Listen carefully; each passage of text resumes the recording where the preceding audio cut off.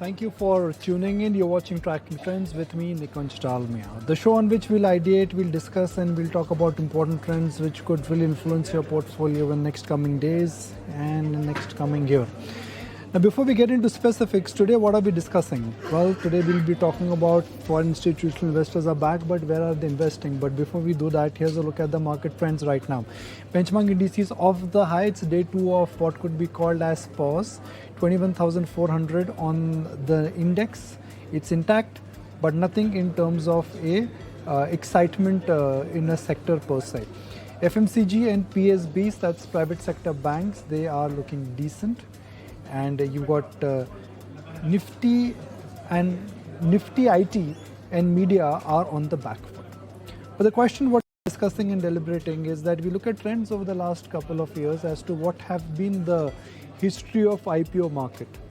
For institutional investors, if they're back, where are they back? Why two sumo stocks, Reliance and ONGC, are not moving up? So let's bring our viewers up to speed with first this entire dreamy scenario, what we've seen in the month of December. Looks like buyers are galore. The appetite to buy into Indian stocks is insatiable, and domestic institutional investors and foreign institutional investors are really in a high drive mode in the month of December. Foreign institutional investors, there you go, they were net buyers to the tune of 30,000 crore in the month of December, and domestic institutional investors were net buyers to the tune of 3,500 crores in the month of December. But interestingly, if one looks at the IPO trend in the month of December, 11 IPOs hit the market and 8,300 crore was raised by those IPOs.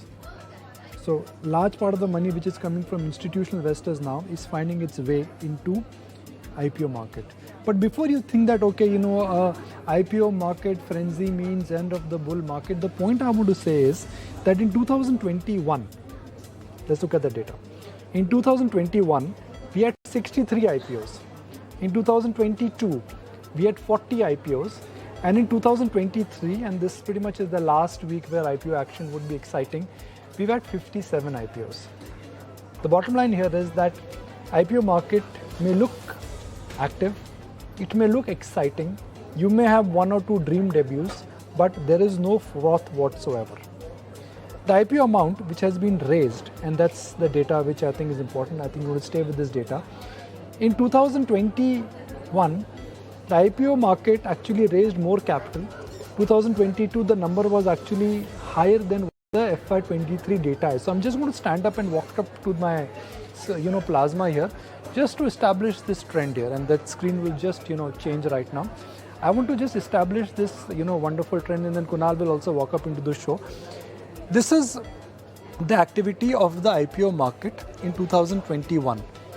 2022, 59,000 crore.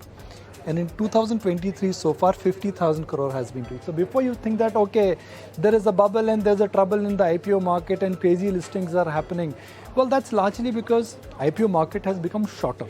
It's a 3-day cycle now. Good quality IPOs have come. For example, IDA, one from the government stable. Tata Tech, one from the Tata stable. You've not had a government IPO in a while, you've not had a Tata IPO from 20 years, you've not had a Jindal IPO in the last 15, 16 years. So the quality of IPOs is what is garnering a lot of interest. But the comparison here is that IPOs are nowhere close to what could be called as a trouble indicator. Now Kunal will just walk in and Kunal will also just join us. And Kunal, let's look at this IPO market graph again. This is Tata Tech. Let's go back to the IPO market graph and then I'll share something very interesting with you. Do you think there is a bubble in IPO market? Doesn't look like, Nikunj. I think it's just started to begin. The euphoria is not yet kicked in. It's just reality which has struck to many of the market participants that yes, this could be one of the other streams in which you can invest and make money in the market. You want to start your pen? I just want to circle down some numbers and then we'll talk about something else. Okay, sure. Kunal, here's the data. I'm repeating my data for my friend Kunal.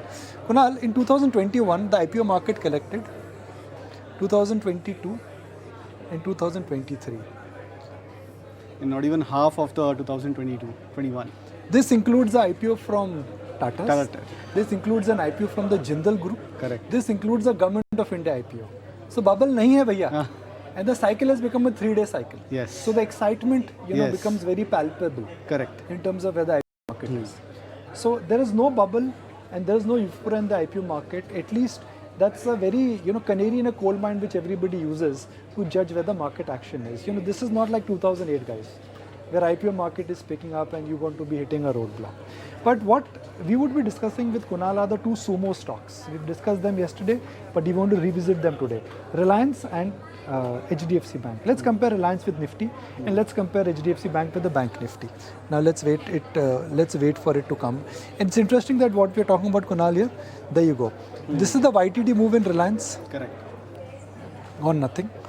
Nifty is up 18%. I didn't realize it actually. एक महीने पहले तो साथ ही था. Correct. 1 month and the Nifty is just stretched, right? Almost a 12% move so far in the last 1 month, Yeah. 1.5 months. Mentally you thought that 7-8% is what you'll get maximum. Correct. But last 45 days, chakka lag gaya. 20,000 was supposed to be like a high water mark, but now we are about 21,000. Okay. So Reliance here has given no return. Interestingly, let's look at the YTD change of the market and the month-to-day change of the Nifty and month-to-date change of Reliance.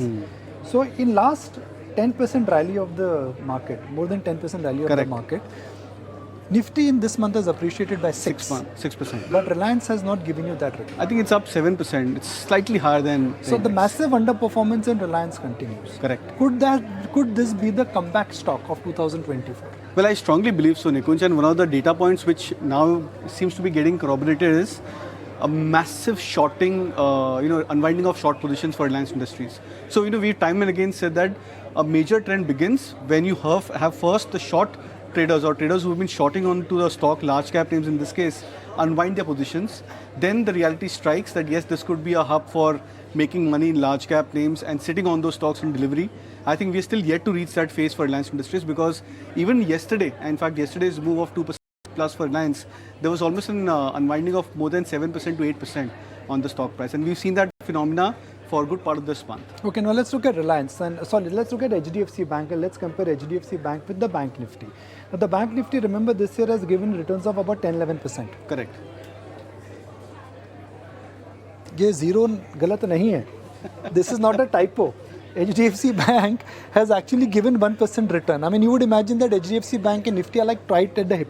Correct. जो HDFC Bank करेगा and Bank Nifty वही करेगा. That has been the... Like this is almost 22% of the weightage of the Nifty. Yeah, so 22% of the weightage of the Nifty has done nothing. Correct. Merger has gone through. Yes. Clarity from the management has come. Yes. First everyone said wait, let the merger happen. We'll buy after that. Wait, FIs will come back, they will buy HDFC Bank. Correct. So merger has happened, FIs are bank, but HDFC Bank is not moving. Yes. What does that mean?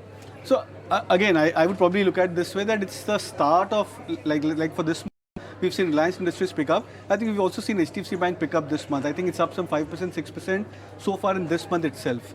So I also believe that here, so the unwinding is not as strong as compared to Reliance in this case, which means hopefully start of the next expiry, we could see a second round of strong unwinding for HDFC Bank. Will you do a 50-50 split for next series in Reliance and HDFC Bank, or you'll choose one?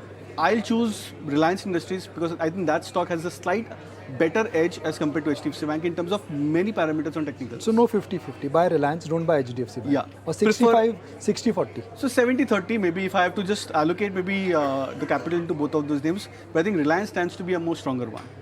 So for example, just we discussed, I think few days back, the point on Nifty, IT and Bank Nifty, it's always better to go with the trend. IT index was one of the trending names. Over here, between these two comparisons, of course, Reliance is the more trending one. Thank you. Thanks for staying with us. You're watching Tracking Trends with me, Nikunj Dalmia. Now on the stock, I'm just going to log in again. Just bear with me.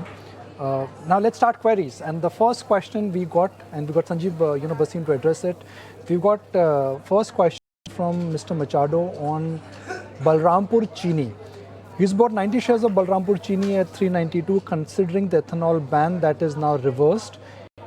Where is the stock headed in the short term and post FY24? Bhasin Saab, good afternoon. Yes, Nikunj, good afternoon. क्या करना चाहिए? Sir, दो scenario है. एक तो government ने reverse कर दी decision, but sugar prices globally have seen that there is more supply and prices have fallen. However, the startling thing people are missing is that Reliance has started adding a lot of bagasse as a constituent for ethanol and blending from the molasses and the overdraft of that. I think Balrampur Chini on any decline should be a buy. If he is holding, please tell him to hold. There will be this small short-term volatility because of the recent correction in sugar as a commodity. But in the longer term, I think Balrampur Chini is a must-have in your portfolio. So continue to hold. You could look for levels of 450 coming in the next 3 months. And Bhasin sir, Balrampur Chini is like an efficient, debt-free sugar company, and if the ethanol business does not even contract, I mean the sugar business per se also, they have got very superior return ratios. Correct. It is, I think, arguably the Infosys or the TCS of sugar, and very well managed by the Sanogi Group, which has been there since, I think, many, many years, and one of the most efficient players in this industry. Bishwajit Chakravarti, and he's written from West Bengal. He's bought 50 shares of LIC at 885. Buy, sell or hold. Patinab, let's first hear your thoughts on LIC, then I'll chip in my inputs. So, see, I know this is a little bit of a damn squib that in a market which has gone to new highs, LIC may not have performed. But look, there is a new scape of LIC. Firstly, their ULIP has now become more efficient. Their transparency has increased. And some of their core holdings has done extremely well. Plus, you are aware they are the second largest bondholder in the country. And I think that over a period of time, it can do well. But I would tell him that if he gets close to his price, he should diversify into some of the efficient private insurance. So we think SBI Life and HDFC Life would be a better bet over a longer period. In the short run, like he said, if his time horizon is slightly longer, then LIC should start to perform.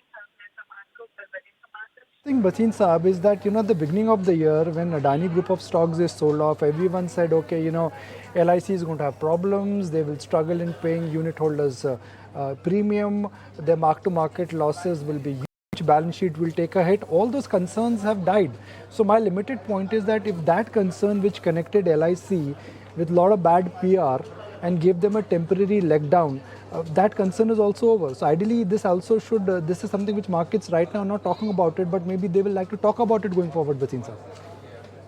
Correct. You hit the nail on the head, and that is what the chaos was, that LIC's holding dipped below its issue. The paper profit booked when this Adani fiasco happened. But look, Adanis are hitting new highs, and I'm very sure the constituent of their portfolio is doing extremely well. Also, Nikunj, just to point out, New India Insurance is up 70% in the last 2 months. So I think there is some steam ahead. I don't rule out issue price being crossed in LIC. Hence, I would say please continue to hold. Next one, Yes Bank, and we get a lot of questions on Yes Bank. This is from Sayak Banerjee from Bengaluru. He's bought 9,000 shares of Yes Bank at 21.59, 21.6. I bought at higher levels, but averaged it after Prashant Kopar's takeover. Is there a possibility for it to become a multi-bagger in future? If yes, please advise. Bhasin Saab.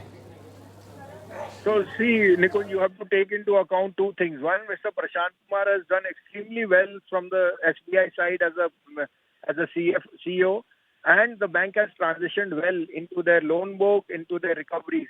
But the asset base is very large. The equity is now 40,000 crore, given the money which all the other bankers had to flow in when the crisis happened.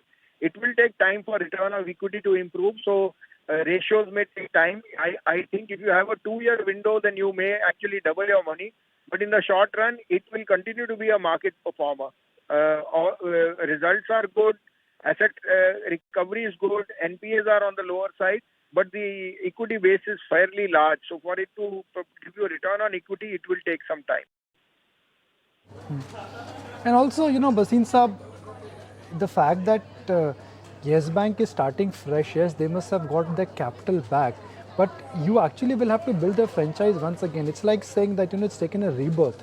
And it takes a time when a baby takes a rebirth before he can run again. I mean, first the baby has to walk and then run. So I think Yes Bank will take that time before it is able to run. It is a very good brand in the franchise. It lost out, but now it has come back very strongly. And I think Mr. Prashant Kumar has done a commendable job in turning around the bank. But like you said, it has everything, from securities to all the other verticals. But like I said, the asset base, the equity base is fairly large, and for it to deliver on that, it will take time. So yes, 2 years should be your holding period minimum if you are looking for good returns on Yes Bank. Right, Bhasin sir, thank you very much. And thank you for joining on the show today. Thank you for watching the show. And next 1 hour of trade looks like things are looking up. I mean, recovery in the Sensex, almost at the highest point of the day. Bank Nifty is also catching up. So don't go anywhere. Last 1 hour of market action coming up.